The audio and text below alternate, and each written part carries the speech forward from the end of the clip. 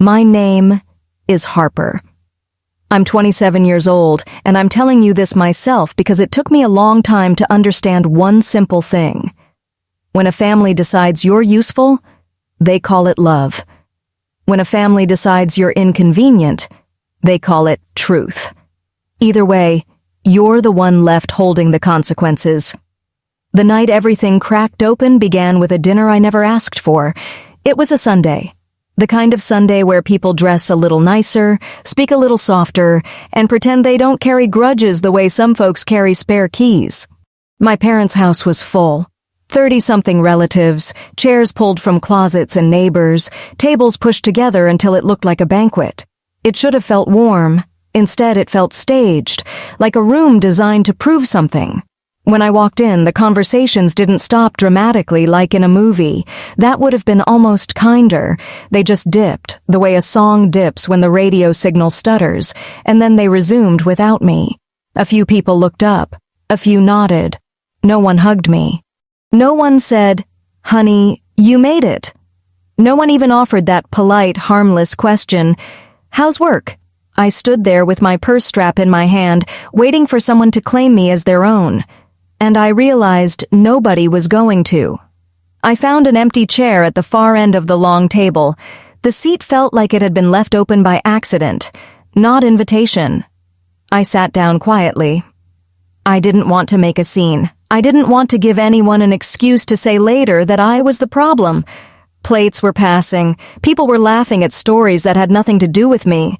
My aunt bragged about her grandson's baseball. My cousin showed photos of a new kitchen remodel.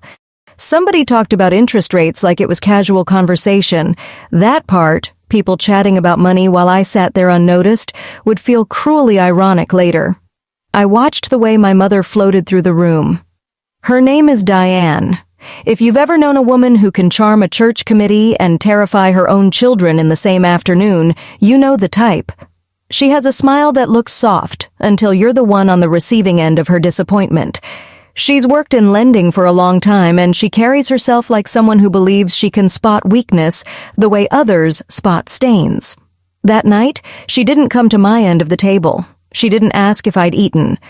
She didn't say hello. She just kept moving, hosting, performing, like my presence was a smudge she didn't want noticed.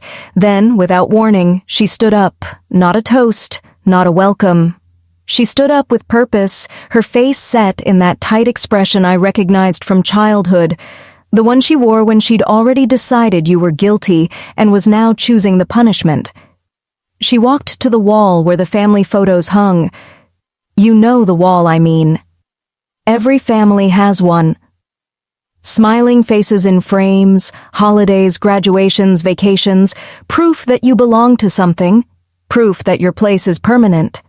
My mother reached up and took the first frame down.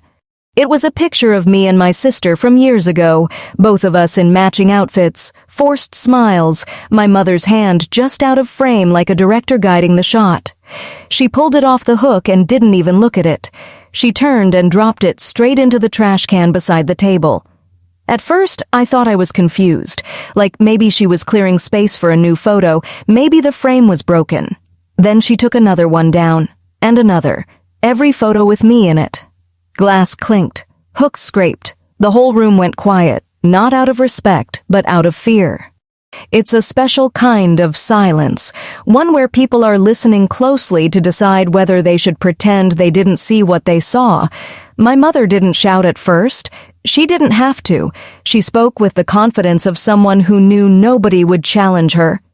She called me a leech. She said I would drain this family dry. I sat there, feeling every pair of eyes on me, and I realized this wasn't just anger. This was theater.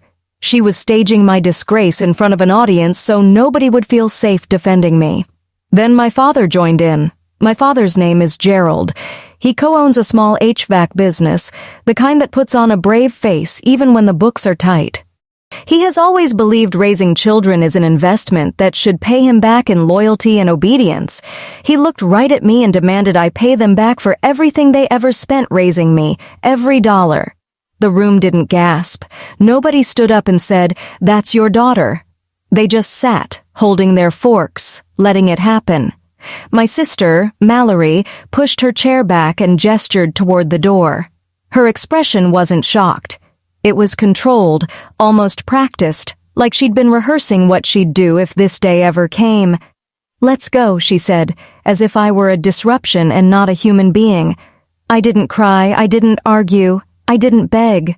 Not because I wasn't hurt, because I was, but because something inside me went still, like a switch flipping. You know how older folks sometimes talk about the moment I got tired? That moment where you don't even feel rage anymore, just clarity? That's what happened to me. I stood up. I picked up my bag. I walked out of that house as quietly as I had walked in. And I want you to understand this. I didn't leave because I agreed with them. I left because I finally understood what they were doing.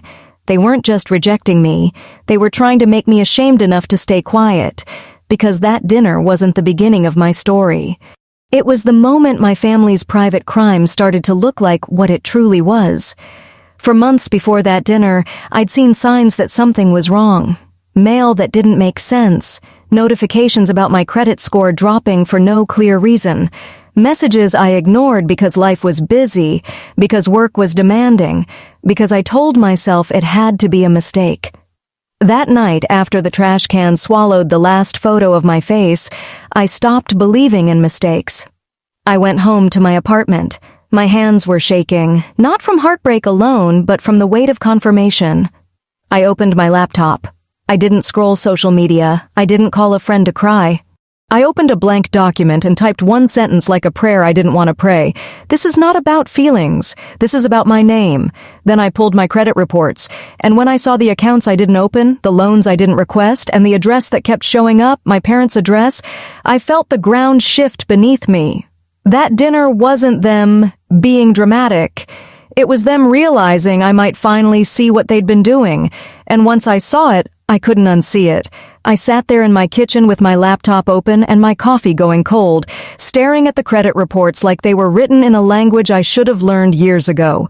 Accounts I didn't recognize. Lenders I'd never used. A line of credit that had been opened and then pushed into something else, like someone was moving pieces around to keep them from being noticed. And the detail that kept repeating, quiet, undeniable, was the address. My parents' address, not mine. It showed up again and again beside my name, like a fingerprint left in wet paint. For a few minutes, I did what most people do when something horrible becomes real. I tried to explain it away. I told myself maybe it was an old record that hadn't been updated. Maybe a bank had made a mistake. Maybe some stranger had stolen my information and happened to use the same address by coincidence. But I've lived long enough to know that coincidence doesn't repeat itself with that kind of precision.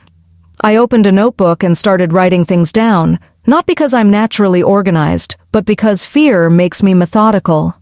I wrote each account number, each lender name, each date. I circled the addresses, I circled the phone numbers, and when I saw my mother's phone number attached to one of the files, my stomach turned in a way that wasn't just nausea, it was recognition. My mother always said she kept track of important things. She knew my social security number by heart. She knew my first car's plate number. She knew the answers to the security questions on my childhood accounts. She framed it as care. Mothers should know these things, she'd say, with that tone that made you feel silly for questioning her, and I believed her, especially when I was younger. When I was 19 and starting college, she insisted I open a joint bank account with her. Just to help you manage bills, she said, so you don't mess up your credit. It sounded responsible. It sounded loving. I signed where she pointed. She helped set up the online login. She saved the passwords. And when I asked if I should change them later, she told me not to. I'm the one who fixes it when you forget, she said. At 19, I thought that meant support. At 27, staring at my credit reports, I realized it could mean access. I started digging through old emails, old banking messages, anything that would show how my information was used. I found the first weird letter I'd brushed off months earlier, an envelope thanking me for applying for something I never applied for. I found a screenshot from a credit monitoring app showing a drop in my score that I'd dismissed as a glitch, and I felt the shame rise up. Not shame for what they did, shame for how long I'd waited to look closely. If you're older, you know how shame can trap you. It tells you, if you admit you didn't notice, you're foolish. It tells you, if you speak up, you'll embarrass the family. It tells you, maybe you're overreacting. That night, I treated shame like what it was, a tool people use to keep you quiet. I made a folder on my desktop and named it something boring, something you wouldn't notice if you glanced at my screen. Then I saved everything into it, PDF reports, screenshots, photos of envelopes, notes with dates. I didn't want to rely on memory. Memory gets questioned. Paper doesn't. Then I did something that felt both terrifying and practical. I filed an identity theft report. It's a strange experience. You sit there answering questions about your own life as if you're describing someone else. Did you open this account? No. Did you authorize this loan? No. Do you recognize this address? Yes, and that's the problem. I placed fraud alerts with the credit bureaus. I froze my credit so nothing new could be opened without extra verification. Those steps don't fix what already happened, but they stop the bleeding. When I clicked confirm, my hands shook. Not because I doubted what I was doing, but because I knew what it meant. It meant I was pulling this out of the family's private space and into the real world, where family is not a legal defense. After I secured my credit, I didn't sleep. I sat there and thought about that dinner again, about my mother pulling photos down and throwing them away as if she could erase me from the record. The more I replayed it, the more I understood the timing. People who are innocent don't need to humiliate you into silence. People who are innocent don't show up with an audience and a trash can. They were trying to break me so I wouldn't ask questions. They were trying to make me so ashamed I'd accept whatever story they gave me. But once you've seen the pattern, you start seeing it everywhere. I thought about all the times my mother insisted my mail should go to their house because it was safer. I thought about the times she demanded to be copied on financial emails just in case. I thought about the way she'd always positioned herself as the expert, the one who understood money, the one who would handle it. And I thought about the way my father used the word investment. If I was an investment to him, then my name, my credit, was an asset. That idea made me feel cold. In the early morning, just before dawn, I opened my design program. It might sound odd, but it's what I do when I need to make sense of something. I work in user experience design. I spend my days taking complicated systems and making them understandable for everyday people, and what my family had done to me felt like a complicated system, so I made it understandable. I created a simple, clean infographic about warning signs of identity theft inside a family, not with screaming headlines, not with accusations, just facts. Unexpected mail, credit score drops, accounts you didn't open, passwords you don't control, mail routed to someone else's address. I wrote it in plain language, the way you'd explain it to someone you love, someone who doesn't spend their days reading finance blogs. When it was finished, I stared at it for a long time. It looked so calm on the screen. That's the thing about truth when it's laid out clearly, it doesn't need to shout. I posted a version anonymously in a finance community, and I posted a toned-down version on LinkedIn as an educational warning.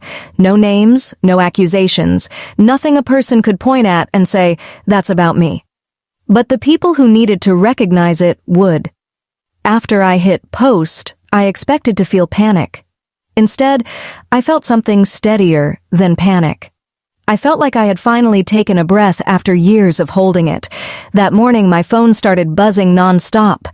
Calls from my father, texts from my mother, messages from my sister. The tone shifted quickly.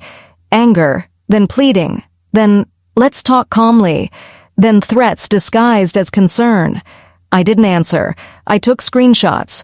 Because if this turned into what I thought it was going to turn into, I wanted a record of not just the fraud, but the pressure.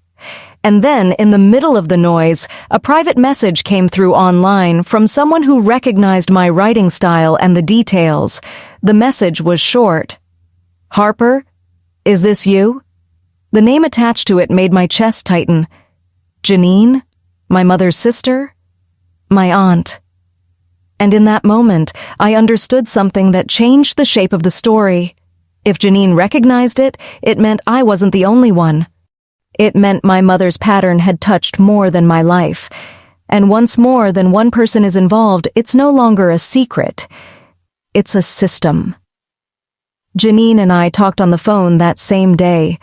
I stepped out onto my small balcony because I needed air, and I needed distance from my own walls. Sometimes you can't think clearly inside the place where you've been hurt. Her voice sounded careful, like she was walking across a floor she didn't trust. She said she'd seen my LinkedIn post first. It looked harmless enough, clean design, practical tips, nothing scandalous. But then she found the same graphic shared elsewhere, and something in her stomach dropped. "It's the same language," she said. The same kind of help Diane always offers. Then Janine told me her story. A couple of years back, she'd had a tough stretch. Work was inconsistent. Bills piled up. She'd been embarrassed to admit how scared she was, and that's when my mother stepped in, like she always does when someone is vulnerable. "Let me fix it," Diane told her. "You don't need to stress. I know how these things work. I'll consolidate your debt. One payment, better interest, clean." Janine said she'd signed papers because she was overwhelmed, and because she trusted her sister. Diane pointed to where to initial. Diane reassured her that she'd done this for people all the time. Janine didn't read every line. Most people don't when they're scared and someone confident is guiding their hand. Then the letters started coming. Not friendly letters, not welcome letters. Notices, collections language, a loan Janine didn't remember taking. Amounts that didn't match what she thought she'd agreed to. When she asked Diane, my mother brushed it off like dust on a sleeve. "It's a clerical error," she told her. "Ignore it. Those companies send scary letters all the time." Janine said she tried to believe her because the alternative was too ugly to hold in your mind, that your own sister could be using you. While she spoke, I opened a document and typed everything down.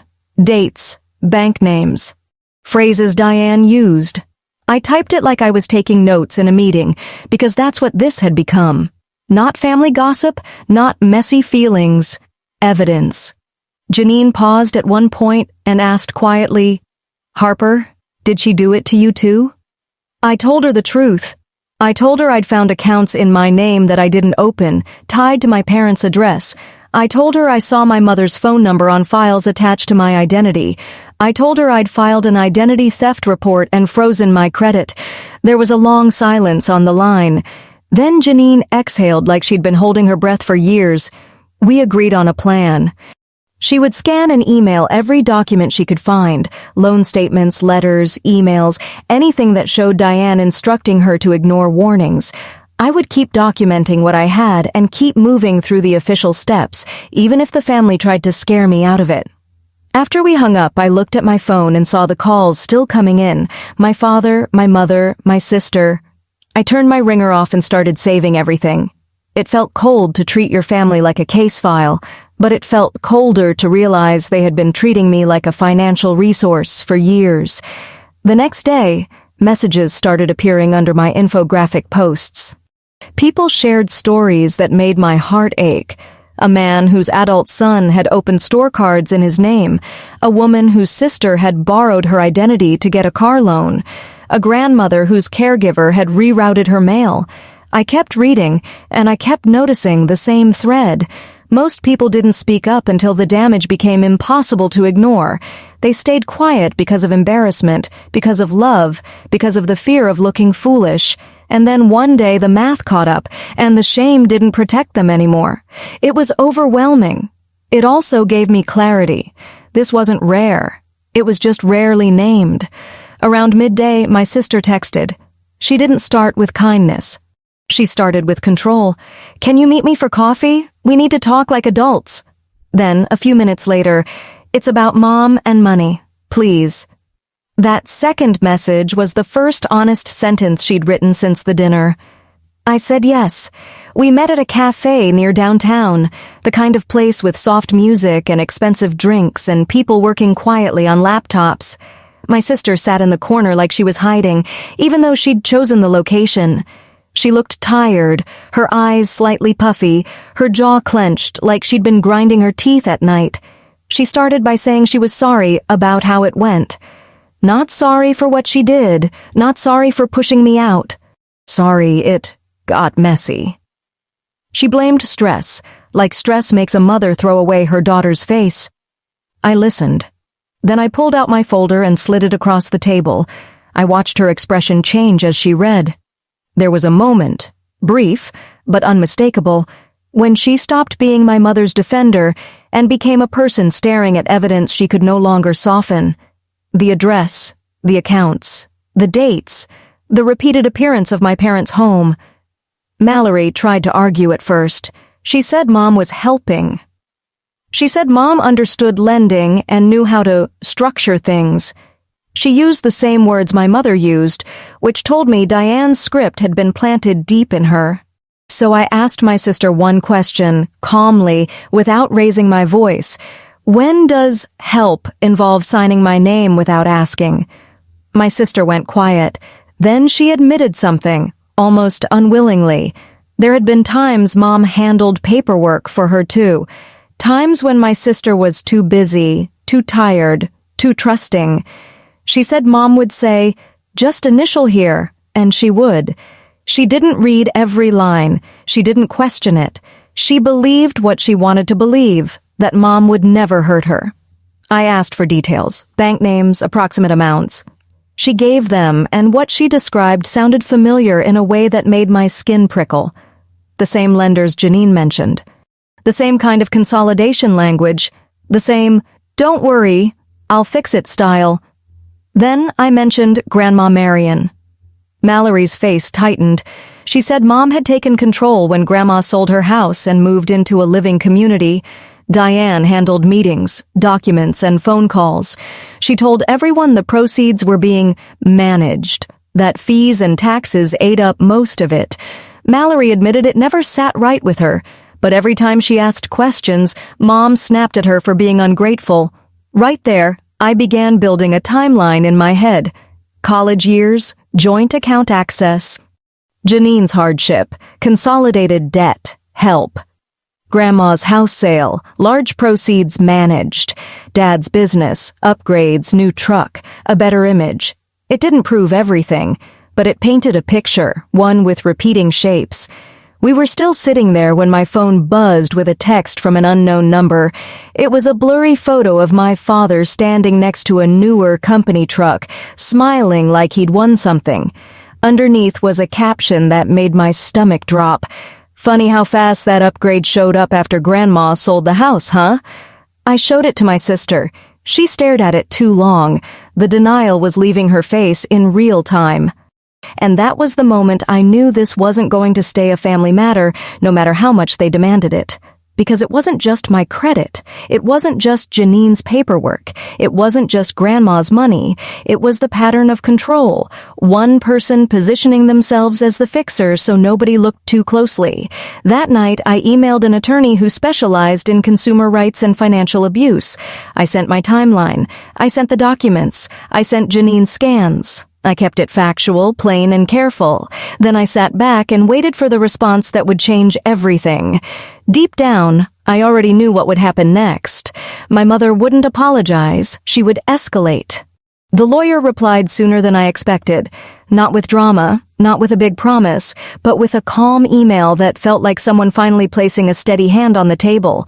They asked for 3 things: a clear timeline, copies of every document, and proof that I had not authorized the accounts. They also asked me not to engage directly with my parents in any way that could be twisted later. Keep it factual, keep it written, keep records, the email said in plain professional language. That was the first time in weeks I felt something like control, because up until then, my family had been trying to turn everything into emotions, hurt feelings, disrespect, embarrassment. "You're tearing us apart." They wanted me in the soft, foggy territory where guilt wins. Paper doesn't care about guilt. Over the next few days, I became the kind of person I never imagined I'd have to be, a collector of evidence. I created folders inside folders, labeled by year and lender. I saved screenshots of texts and call logs. I downloaded credit reports again and again because they update, and sometimes the smallest change matters. I wrote notes after every phone conversation, even with people I trusted, because memory can blur under pressure and written notes do not. Janine emailed me a thick packet of scans. Some were clean, like she'd stored them neatly. Others were crooked, taken with shaky hands, as if she was afraid to look at them too long. A few signatures didn't look like hers at all. A few documents listed mailing addresses that weren't hers. The most chilling pieces weren't even the numbers. They were my mother's casual phrases in emails and texts. Don't worry. Clerical error. They send scary letters, ignore it. It's amazing how ignore it can become a family religion. My sister sent her own screenshots too. I could tell she was still torn.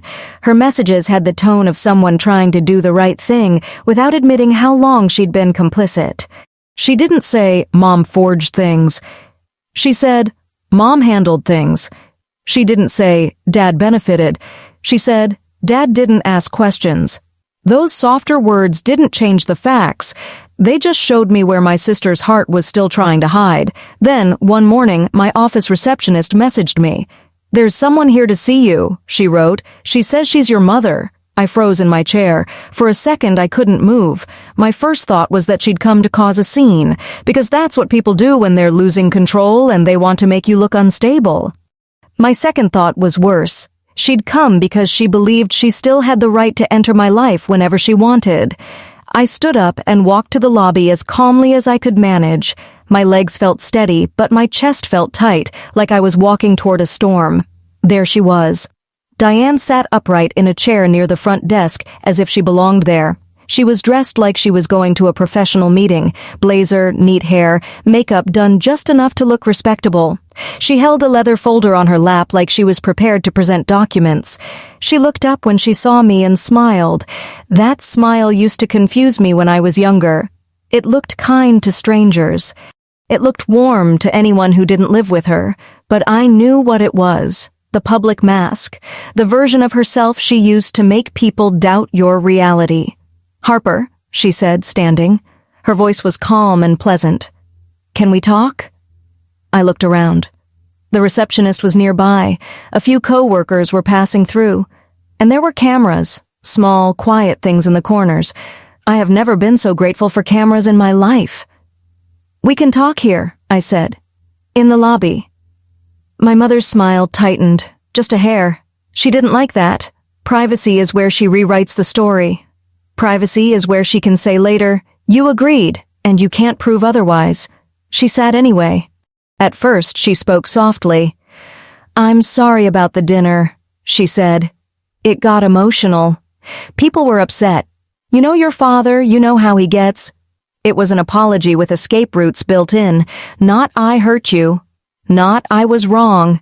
Just, it got emotional. Then she moved quickly to what mattered to her.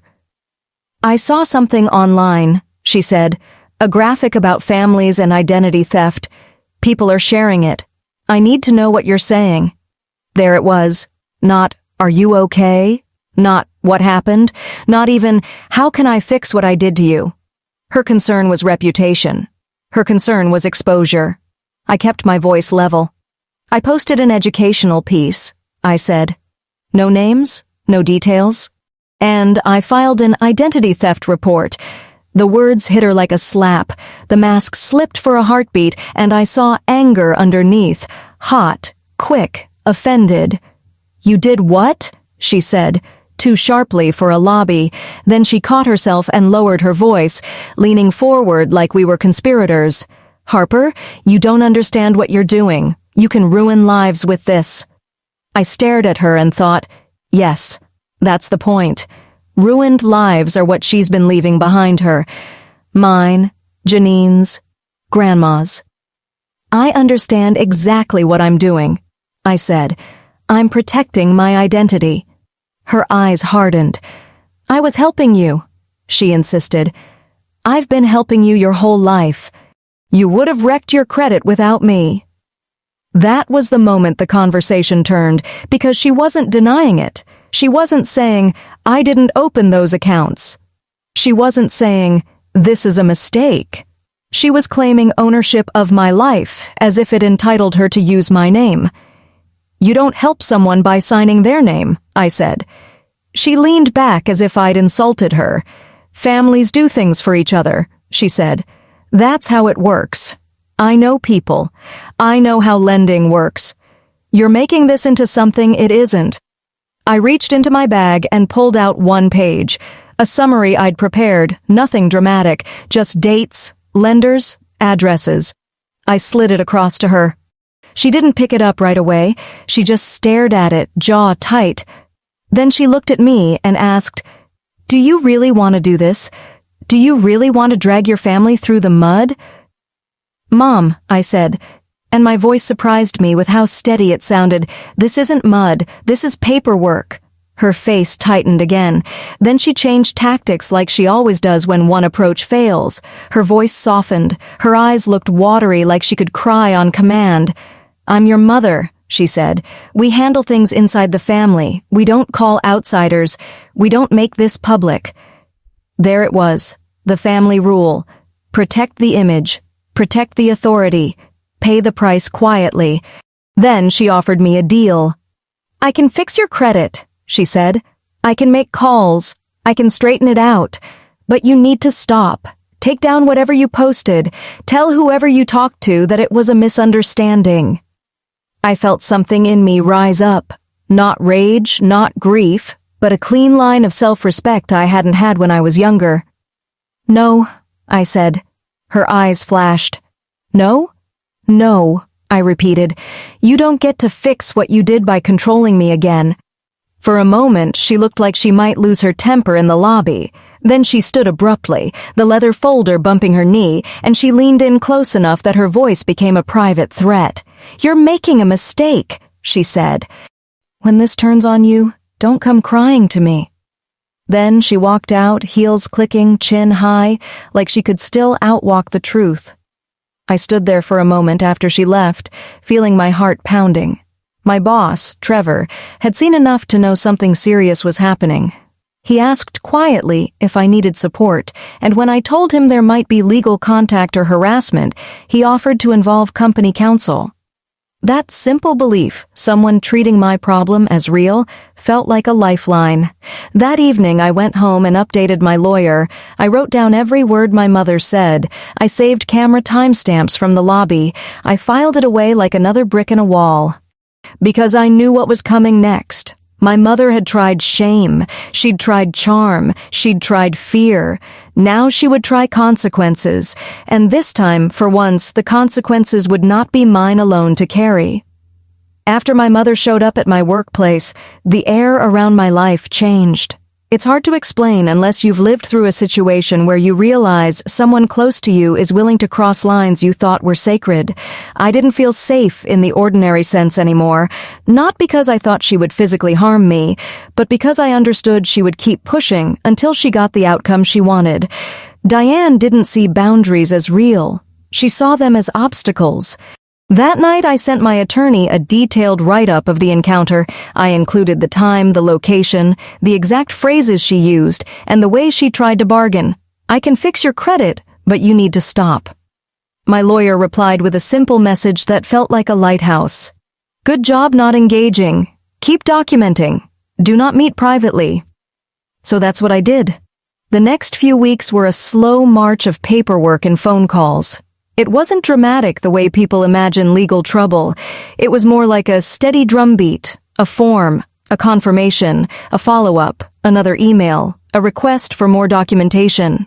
It was exhausting, but in a strange way it was also stabilizing because the process didn't care about my family's emotions. It cared about facts. Then the credit union where my mother worked contacted me through official channels. Not Diane, not a family member, not someone trying to charm me. Compliance. The department that exists for one reason, to protect the institution from the kind of behavior my mother had been using as her personal toolkit. They asked questions that were direct and carefully worded. Did I authorize these accounts? No. Did I ever give my mother permission to sign on my behalf? No. Did I ever live at my parents' address during the years these accounts were opened? No. When did I notice the first red flags? I gave dates. When did I file the identity theft report? I gave the confirmation number. When did my mother confront me about the online post? I gave the date and time of the workplace visit. After that, something shifted on the family side too, because my mother must have realized that this wasn't going to stay in the realm of family meeting. Once compliance is involved, there are procedures. There are records. There are people who don't owe her loyalty. There are consequences that don't care how nice she looks in a blazer. My father called me late one night. He didn't start with an apology. He started with blame. "You've gone too far," he said. "You've dragged your mother's name through the mud. You know she'll lose her job, right? You know what this does to the whole family?" I listened. I didn't interrupt. In the past, I would have argued. I would have tried to explain myself, which only gives people more room to twist your words. This time I waited. When he paused, I said calmly, "Dad, I didn't do this to her. She did this to me. She used my identity. I filed a report. That's all." He made a sound like he was disgusted. "She was helping you," he insisted, like the sentence could erase the accounts on my report. Then his voice changed, softer, more careful. "Harper, you can still fix this. Just tell them you misunderstood. Tell them you were upset about the dinner and you overreacted." There it was, the script. They didn't want truth. They wanted a statement they could repeat until it became a shield. "No," I said. He went quiet for a moment, and then he snapped. "Fine, don't come running back when you realize what you've done." He hung up hard. I sat there in my apartment, phone in my hand, feeling a familiar old ache rise up. Grief, not for my parents, but for the idea of parents I once hoped they could be. I realized something that night that older people often learn the painful way. Sometimes the person you keep trying to earn love from is not capable of loving you without controlling you. Around that same time, Janine called with her own update. She had been contacted too, by the same compliance people, by attorneys, by formal letters that looked nothing like family texts. She said they asked her if she'd authorized Diane to handle her loans. Janine said no. They asked if she'd received the money those loans claimed she had. Janine said no. They asked if she recognized certain signatures. Janine said some were hers, but others were not. Janine's voice shook when she told me this, not because she was uncertain, but because she was heartbroken. "I kept believing her," she said. "I kept thinking she'd never do that, and now I'm realizing how long I let her talk me out of my own instincts." I told Janine what I needed to tell myself too. Believing someone you love doesn't make you foolish. It makes you human. The problem isn't trust. The problem is someone taking advantage of it. Then came Grandma Marion. My grandmother didn't call me directly. She's older, and the whole situation confused and scared her. But through Janine and through the attorney representing her interests, I heard enough to make my chest hurt. They were reviewing the sale of her home, the disbursements, the fees, the flow of funds, and it wasn't adding up. Grandma had thought the money was handled, that it was kept safe, that it was used for her care and needs. She had believed her daughter, the one who spoke the language of money, was protecting her. Seeing the numbers laid out in black and white made her cry. That was what Janine told me. Not yelling, not screaming, just crying the way people cry when they realize they were made small and they didn't even notice it happening. A few days after that, my lawyer told me something I'd been expecting but still wasn't ready to hear. There would likely be a civil case. Not because I wanted revenge, and not because I wanted to punish anyone, but because the fastest way to correct the damage and force repayment is often civil action, especially when the institutions involved want to separate themselves from liability. Janine and Grandma's representatives filed first. Their complaint named my mother, and it named my father too, because even if he wasn't the one signing paperwork, he benefited from what the money purchased and what the loans covered. My name appeared in the documents as a victim of identity theft and unauthorized credit accounts. Seeing my name in that context did something to me. It turned my story from a private nightmare into a recognized harm. It took the shame out of it. It didn't make it painless, but it made it real in a way my family could no longer dismiss. My sister, Mallory, texted me around the time the case became known. Her messages were shorter than usual, like she was afraid of putting too much into writing. She said Mom had been put on leave. Then, days later, she said Mom was not allowed to access systems anymore. Then she went silent for a while. When she finally wrote again, it was one sentence. They fired her. I stared at the words and waited for myself to feel something dramatic. Triumph, relief, vindication. What I felt was quiet. Because firing doesn't change the past. It doesn't erase what happened to my credit. It doesn't give Grandma back the years she spent trusting the wrong person. It doesn't undo the dinner where my mother threw my face away in front of 33 people. But it did mean one thing. My mother's reach had been cut off. She couldn't use her position anymore. She couldn't access systems and handle things with a smile and a wink. That mattered. My father tried one more time. He showed up at my apartment building, calling from the parking lot like he was doing me a favor by not coming up. He asked if we could talk. I told him no. I told him any communication needed to go through attorneys. He called me ungrateful. He called me cold. He called me his daughter in the same breath, as if that word was a leash. When I hung up, I sat on the edge of my couch and realized the biggest shift in me wasn't legal at all. It was personal. I was no longer trying to convince them to be better people. I was protecting myself from the people they already were. And even though I didn't know exactly how the case would end yet, settlement, court, repayment, asset sales, I knew the old version of my family was gone. The version where Diane was the trusted fixer, Gerald was the proud provider, and I was the child who should be grateful and quiet. That version had been built on silence. And silence was over. Once the civil case was filed and my mother was fired, my family's public face started to crack in places they couldn't patch with smiles. It didn't happen all at once. It happened the way consequences often happen in real life, quietly, steadily, with paperwork instead of thunder. There were interviews, there were statements, there were people calling to verify things my parents had insisted were family matters. And every time an investigator asked me the same question, "Did you authorize this?" I answered the same way. No. The truth didn't need variety. It needed consistency. My attorney explained that when financial fraud is tied to someone's professional access, compliance teams and regulators become very serious, very fast. My mother had spent years telling everyone she knew the system. Now the system was looking back at her. From what I heard, they examined not just my accounts and Janine's, but patterns in the files she touched at work. How often relatives' names appeared, how often her phone number was listed as a contact, how often addresses overlapped, how often special notes were used to push approvals through. That's the thing about patterns. Once someone notices them, they can't unsee them. And my mother had built a life around people not looking too closely. Then the settlement talks began. My parents' lawyer contacted Janine's lawyer, and then Grandma Marion's representative, and eventually everything started moving toward a resolution. My attorney kept me updated, translating the legal language into plain terms, but the core message was simple. The evidence was strong enough that fighting it could get worse for them. My parents tried to frame the fraud as family arrangements, as verbal understandings, as people agreeing without remembering. But the paper trail didn't support that.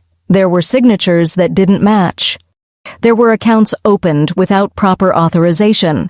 There were proceeds that flowed in directions Grandma Marion never consented to. So, instead of dragging it out, they agreed to settle. A settlement isn't a confession in the moral sense, but it's an acknowledgement in the practical sense.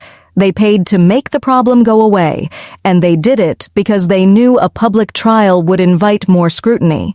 It would also invite more victims to come forward, and my mother's former co-workers to testify, and investigators to pull more records.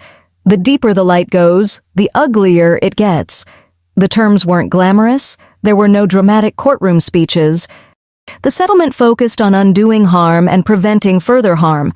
Fraudulent accounts tied to my name were to be unwound and removed from my credit history.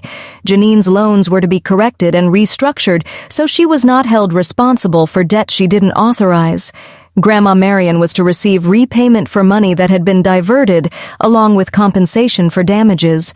On paper, it looked clean, but there was one problem. My parents did not have that kind of money sitting around. They had always lived as if the house and the business and the truck were proof they were stable. But stability built on borrowed funds is not stability.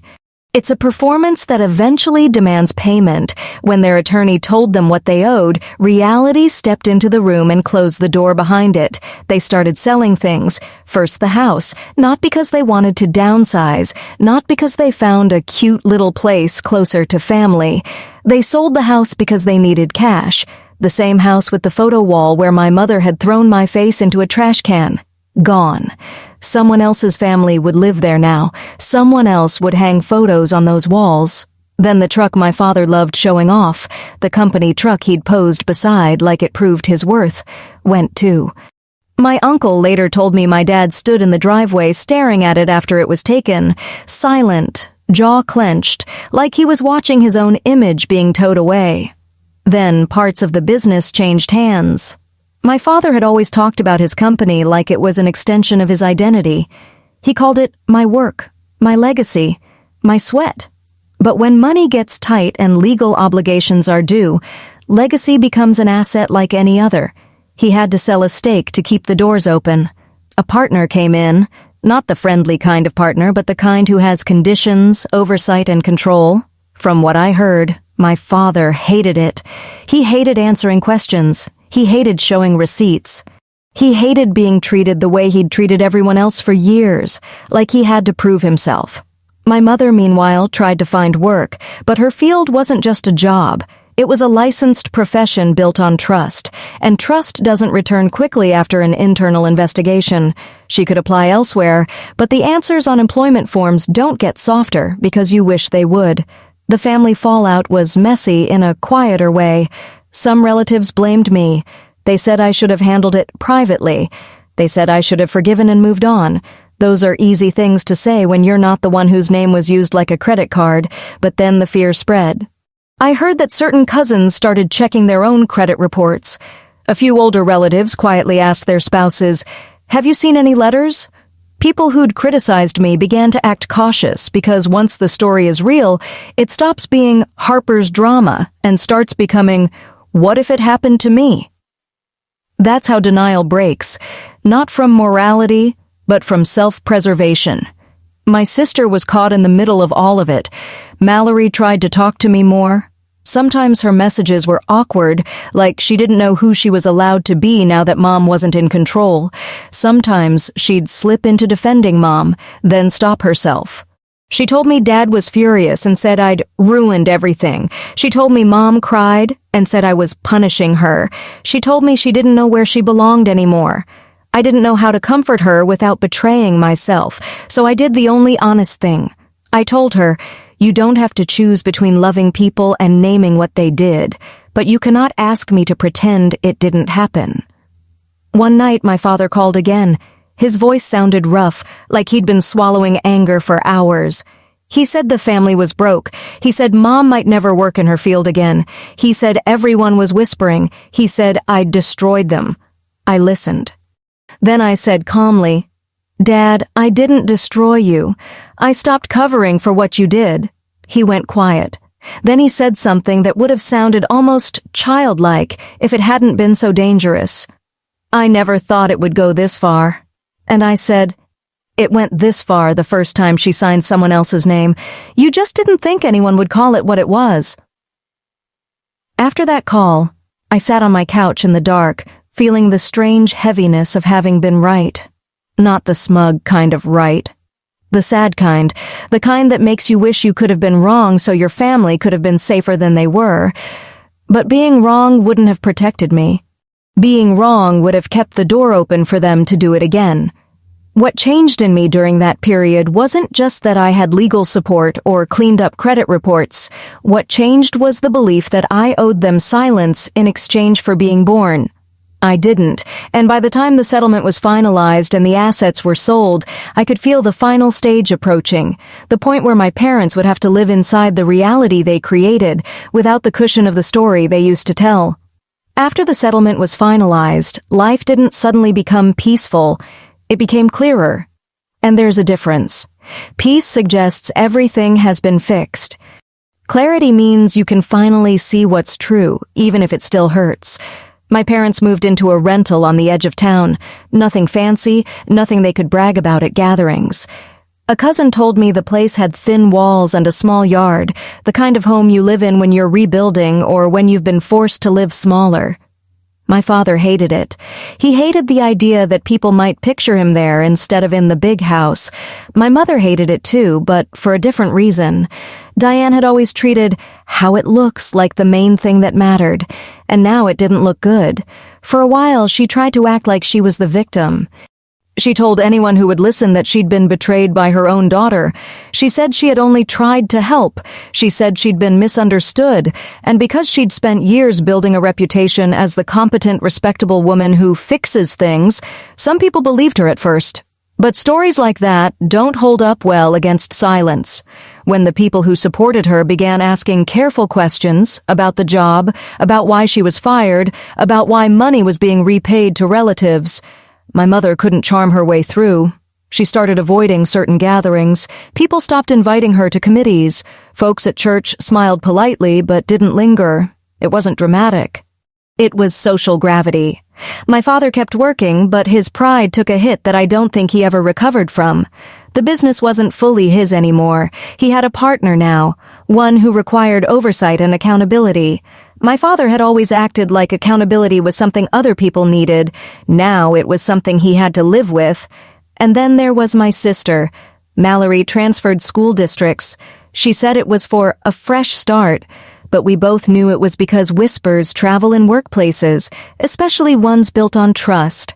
She didn't call me to blame me. She called me because she sounded tired in a way that wasn't just exhaustion, it was disillusionment.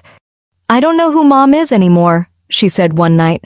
I didn't know how to answer that without sounding cruel, so I told her something simple. Maybe she's been the same person the whole time. We just couldn't afford to see it. That was hard for my sister to hear. It was also hard for me to say. For months, Mallory and I spoke carefully, like two people learning how to talk without Diane's script guiding every sentence. Our relationship didn't turn into some sweet reunion. It became more honest. Sometimes honesty is the best you can do. Janine, on the other hand, became someone I leaned on more than I ever expected. We used to see each other only at holidays, exchanging polite updates, both of us orbiting my mother's gravitational pull. After everything, Janine called me regularly. She told me about her therapy appointments, about how she was learning to forgive herself for trusting Diane, about how she was rebuilding her finances with the kind of caution that looks like wisdom when you've been burned. Grandma Marion wrote me another letter, too. Her handwriting was shaky, but the message was steady. She thanked me for not letting them keep handling everything. She told me she had started asking questions again. She told me she'd asked the staff at her living community to put safeguards in place, to make sure no one could access her money without clear permission. That letter meant more to me than any apology my parents could have offered, because it came from someone who had been made small for too long and was finally standing up in her own quiet way. As for me, the practical results were real. The fraudulent accounts were removed. My credit reports looked like mine again. The freeze stayed in place because I wanted it there, not because I was scared, but because I understood how easily access becomes abuse when someone feels entitled. And the strangest part was this. Once the noise calmed down, once my family stopped calling and threatening and pleading, I realized how much space had been taken up by managing them. So much of my adult life had been shaped by their pressure, what they thought I owed them, what they expected me to hide, what they demanded I tolerate. Without that pressure, my life didn't feel magically happier, but it felt more like mine. I kept the website up. I kept refining it, making it clearer, easier to follow, friendlier to people who don't live on the internet. I added checklists, plain language explanations, steps for freezing credit and filing reports, reminders about checking mail routes, about changing passwords, about not letting shame keep you from looking at your own finances. People started emailing me. Some were young adults, some were middle-aged, some were older men and women who wrote in a tone that sounded like they were whispering. "I'm embarrassed," they'd say. "I don't want anyone to know. My son helps me with money, but something feels off.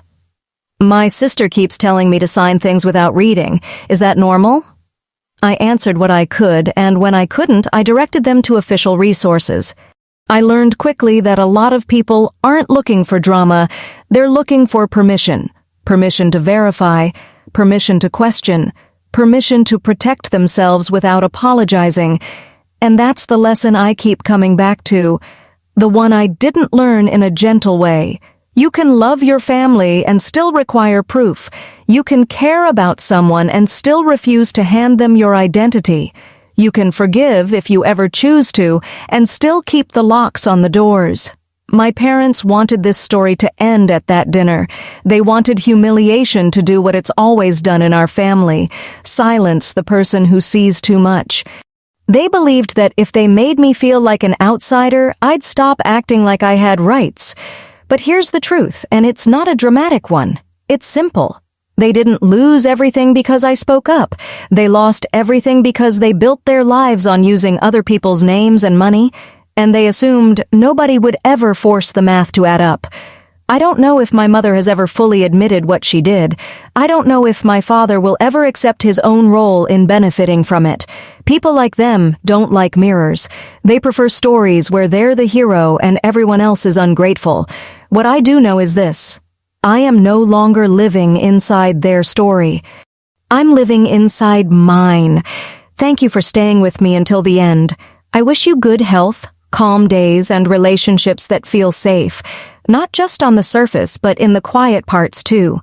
And if this story meant something to you, or if you want to hear more real-life stories about boundaries, family, and finding your footing again, please subscribe.